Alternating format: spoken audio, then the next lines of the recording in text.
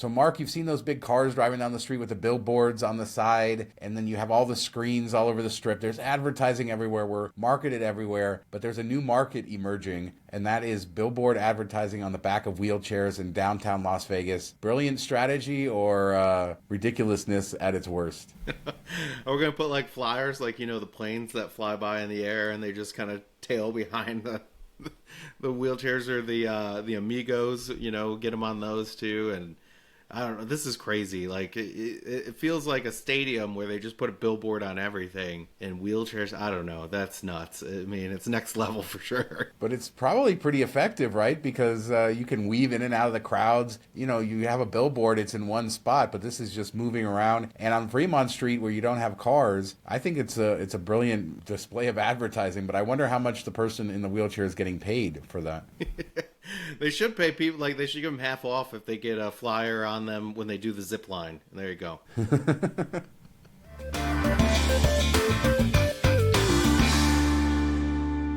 Rumors are abound that there could be a strike at the casinos among security workers, maybe inspired by some of the culinary, displays and things going on. Las Vegas locally shared that there possibly could be a strike, and then Vital Vegas shared some information about job openings, where you really get to see how much security officers make at the Las Vegas Strip casinos, and it looks like anywhere from like $15 to $18 to start, which, when you figure out what people are making at just like fast food, or I'd say a lot less stressful jobs, it doesn't seem like $15 to $18 is a great pay. Maybe they have a point here, but I can't imagine being a security officer in Las Vegas is a lot of fun on some nights. Yeah, I mean, $15-18 might have been good 15-20 years ago, but especially since COVID, you've seen like McDonald's offer sign-up bonus or like sign-on bonuses, and like, they're paying $15 plus to do that job. So this is stress and another level, and it's not like working as a dealer or whatever that they get some tips to offset some of that cost, and getting to and from the strip is kind of a pain now. And yeah, it's a tough racket. And the good news would be if they do go on strike, Sean, you just got to run in there and film everything you can film while you can film it. Exactly. This is the best news for Vegas vloggers. You can just go in and go hog wild and be like, security's on strike. But that's my love-hate relationship with them, right? I mean, that's most of my run-ins are being told not to film in a casino. But generally, I have pretty good run-ins with them. I used to work at MGM Grand back in the day, and security back then, they were usually all ex-military. Most of them carried weapons back then. In fact, almost all of them did. So it was sort of different, whereas now, most officers that are on casino floors do not have weapons. I don't feel like they are a lot of ex-military. Huge respect to everybody who does it. I think no matter whether you're the lowest level security officer or somebody who's high trained, you should get paid well. And it does seem like those pay rates are a little bit low compared to all the crap that you have to deal with as a security guard in Las Vegas, including those snotty vloggers who want to just stick their camera everywhere. If you look at, they're short-staffed, and that has to do with probably pay. Like, if you're not going to pay somebody a good wage, nobody's going to come and sign up to do that job and do the training and everything. And I don't really ever notice them that much as just somebody walking through the casinos, but when you need them, you want them there. And especially with everything that we've seen happen in Vegas, whether it be on Fremont Street or on the Strip, just the craziness that happens, and you want somebody there to protect it. Even they stand there and watch the elevators, make sure that whoever's going up is supposed to be going up to the hotel. But this is what we see across Vegas, and the hospitality industry is, they're struggling to fill those spots, even when these casinos and hotels are making all-time high record profits.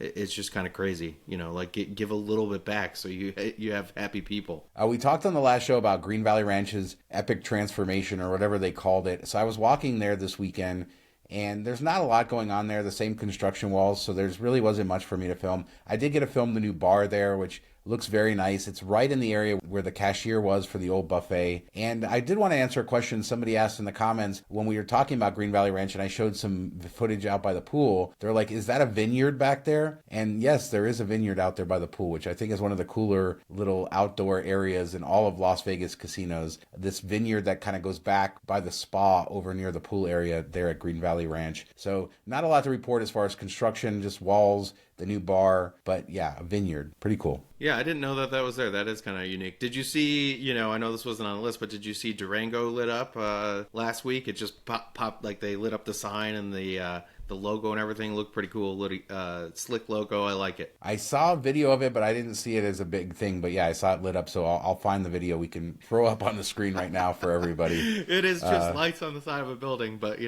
got to get excited about stuff. Well, we're gonna get excited about lights on the side of a building later in this show as well. So I guess we'll keep doing that. Foreshadowing. So yeah, boom. So there is this article of 5 top luxury suites in Las Vegas from the Review Journal, and I actually saw this a couple months ago, and we've been meaning to cover it. Obviously, we've talked about the villas at the Mirage. We did a whole episode where we covered somebody's in-depth review of that. Those villas are getting renovated, and a lot of the hotels around town have these sort of high-end villas. You have the Palazzo Suites at Rio, the mansions at MGM. These are super exclusive hotels within a hotel. But sometimes you just have some really cool rooms within hotels.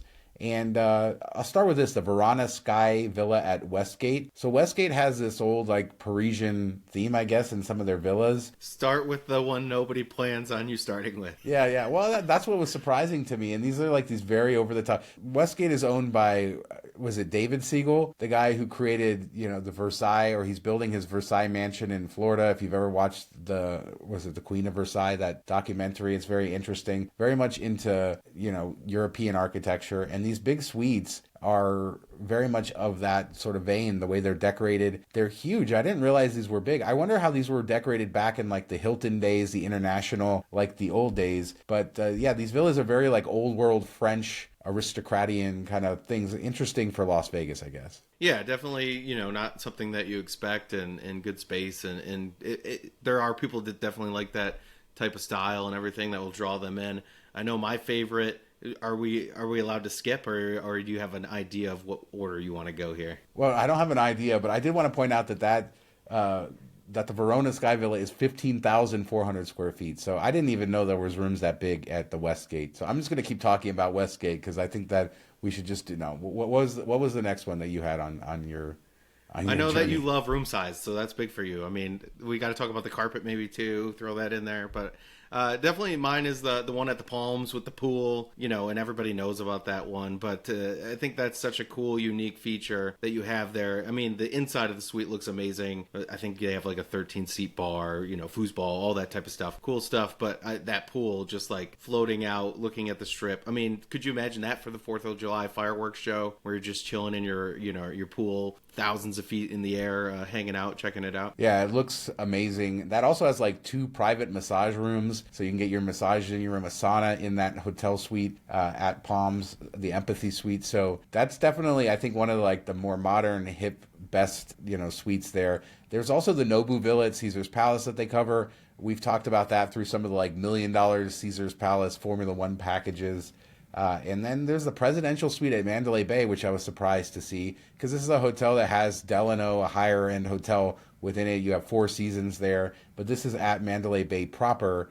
And another good-looking room that's just massive. And, I wonder how often these rooms get rented out versus how often they're given as comps. Yeah, I'm sure, some are rented, when people come in, just billionaires from overseas probably rent them out, that don't gamble a ton. But I bet you most of them are whales. And I want to say, the Nobu one was my second favorite because of that outdoor patio area. I love an outdoor patio, so I think that's really cool. But I feel like Mandalay Bay, that 2-story window with the spiral staircase, that's kind of what everybody envisions in their mind because of movies, Rain Man and stuff. That's what you think of Vegas suites. I feel like that's kind of a throwback. And the only thing I've stayed in that even comes somewhat close to this, and I think I've talked about this before, is the Spa Tower Suites at Golden Nugget. And I did this back in 2009, 2010. A couple of years in a row, we could get them for $250 a night, which is insane. I think they're now $600-700, but they've been remodeled.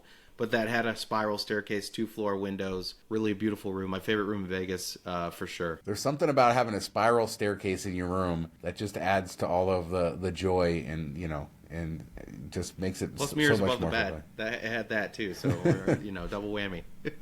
So I alluded to this when I was in Legoland a month or two ago, whenever it was, that they have this mini land there for Las Vegas. And it opened with the park 20 years ago. The park's now 20 years old. And so it's like a look at what the Las Vegas Strip was 20 years ago. And the first thing that like kind of mirrors each other is that this Lego Miniland and Legoland in Carlsbad is falling apart. Kind of similar to the way the Strip's exteriors are falling apart. They haven't invested in fixing it up. 20 years of being out in the weather. It's absolutely falling apart. But it's really cool because you have recreations of things like MGM Grand, Excalibur, Luxor, Treasure Island. There's just a bunch of different things. There's like working pieces on there of like trains and buses going. Definitely an interesting thing. And you have like the old color scheme for Treasure Island with some of the old facades there. So it's like kind of a look back onto Las Vegas from 20 years ago through the eyes of Lego rotting away with the sun. Yeah, no, and I envision that all the colors are faded, just like Circus top before the paint job. So, no, but I think we've seen in the comments on these videos that 15, 20 to 30 years ago is kind of when everybody feels was the heyday of Vegas. Good deals, cool shows, cheap food, good service, and we've kind of moved away from that, and everything had kind of a uniqueness to it. So it's kind of cool to see that. Frozen in time a bit, even if it is with Lego blocks. And the nice thing is that the Statue of Liberty at New York still has water in the Lego version. So, boom. It's a great look back. All right, so 4th of July is coming, the day this comes out. And we've talked before about the Sphere. First, it was just solid colors they were testing. And then, a week or two ago, we saw them testing lines. And now we see this sort of full volcanic kind of effect. And they've announced that they're doing a full show on the 4th of July. So we're going to actually get somewhat of a show going on there. We've already seen testing for it with this volcanic effect that I'll show everybody here. But we're going to actually get a show. This thing's going to come to life. I don't know exactly what it's going to be. The information is a little bit iffy, but they have confirmed they're doing something for 4th of July. A nice little summertime treat and surprise. Yeah, I think this is big, because I've joked about how it doesn't look real when you see pictures and everything. And the volcanic video was the first thing that really made it feel like it came to life to me a bit. And they're going to want to go all out because this is kind of like their hello to the world, and it's going to get shared everywhere. So I'm excited to see what it looks like and what it's able to do. And I think they'll release, if not full power, most of the way there of what is available to them and what they're able to do. So we get kind of maybe a feel for what their vision is going forward. Maybe it won't just be billboards. Maybe they'll have cool light shows, and maybe they'll put up a long bar outside so you can have a drink while you watch it. I don't know. Just some ideas spitballing there, but I'm excited to see it. I joke about it all the time, but this is kind of big news for them, and hopefully it goes well and gets people excited about it. Add to the MTM drinking game every time Mark mentions the longest bar in the world that never happened at the MSG Sphere. But they have said that they're going to do holiday displays, so that they're going to do Halloween, Christmas, stuff like that. So I think this is a perfect way to kind of start that off. And, it's going to be a great compliment. This will be the first time we really get to see the effect of the screen operating in full on traffic, on airplanes. You can see this thing from surprising number of places all around the city, from various areas of the Strip, but all the way from the east side of town, the west. I mean, it really does stick out because of where it is. Obviously, airplanes fly right above it. Cars are driving right past it. So, there was a lot of, I remember when Allegiant Stadium opened that giant screen and people thought people were going to crash into each other watching football games on it. That's never happened. So I don't think we'll have a huge issue, but this will be the first time we get to see all of that.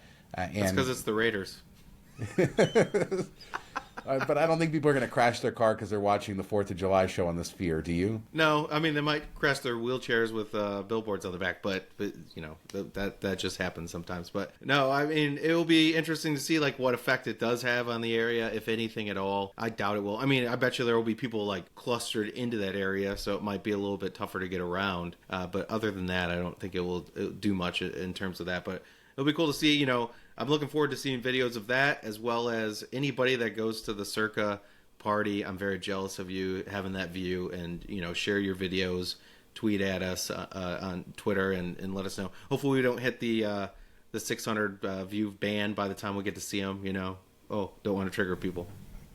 I was feeling bad about myself because I never hit the ban. I'm like, am I not using Twitter powerfully enough in order to get it? But, somebody told me that it might have been other errors, so I don't know. But yeah, hit us up because I want to see the best videos, and we'll share, obviously, whatever they do at the Sphere, but some other cool things, Legacy Club, yeah, if you're in and around town, hit us up at Detroit Mark, at Miles to Memories, and we'll share that stuff here.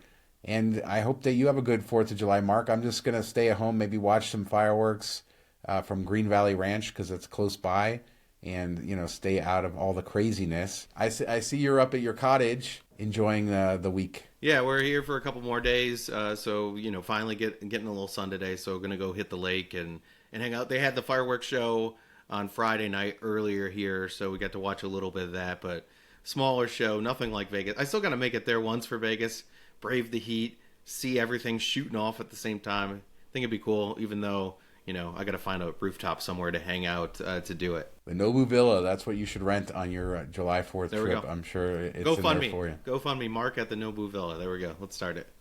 All right. But let us know what you guys think about anything we talked about, the advertising on wheelchairs, security strike, the vineyard at Green Valley Ranch. Did you know that exists? Those top hotel rooms? Hit us up in the comments and we'll discuss it all there. We do 2 shows a week, Tuesdays and Fridays, and we'll be back in just a couple days with another show. Thanks so much for watching. Talk to you next time. Happy 4th, everybody.